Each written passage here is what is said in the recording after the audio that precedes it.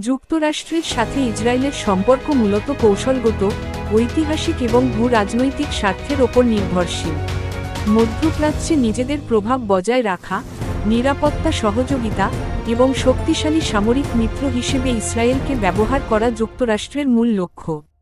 তাছাড়া এআইপিএসি এর মতো প্রভাবশালী লবিং গোষ্ঠী, বিশাল সামরিক সাহায্য, বার্ষিক প্রায় $1 বিলিয়ন এবং একই ধরনের গণতান্ত্রিক মূল্যবোধের শেয়ারিং এই অটুট বন্ধুত্বের কারণ। যুক্তরাষ্ট্র কেন ইসরায়েলকে সমর্থন করে তার প্রধান কারণসমূহ হল: ভূ-রাজনৈতিক ও কৌশলগত স্বার্থ। ঠান্ডা যুদ্ধের সময় থেকেই মধ্যপ্রাচ্যে সোভিয়েত প্রভাব কমাতে এবং নিজেদের মিত্র হিসেবে একটি রাষ্ট্রকে শক্তিশালী রাখতে যুক্তরাষ্ট্র ইসরায়েলকে সমর্থন দেয়। সামরিক সহযোগিতা। ইসরায়েল যুক্তরাষ্ট্রের মধ্যপ্রাচ্যে গোয়েন্দা তথ্য আদান-প্রদান এবং প্রযুক্তিগত দিক থেকে অন্যতম প্রধান ন্যাটো মিত্র।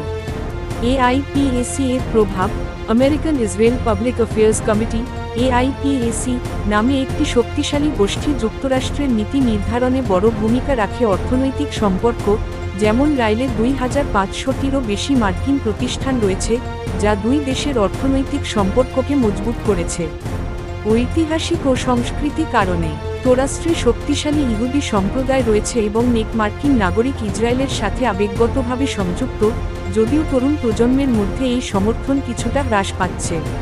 প্রতি বছর সামরিক সহায়তার মাধ্যমে যুক্তরাষ্ট্র ইসরায়েলকে মধ্যপ্রাচ্যে তাদের এজেন্ট রাষ্ট্র হিসেবে টিকিয়ে রাখতে চায়।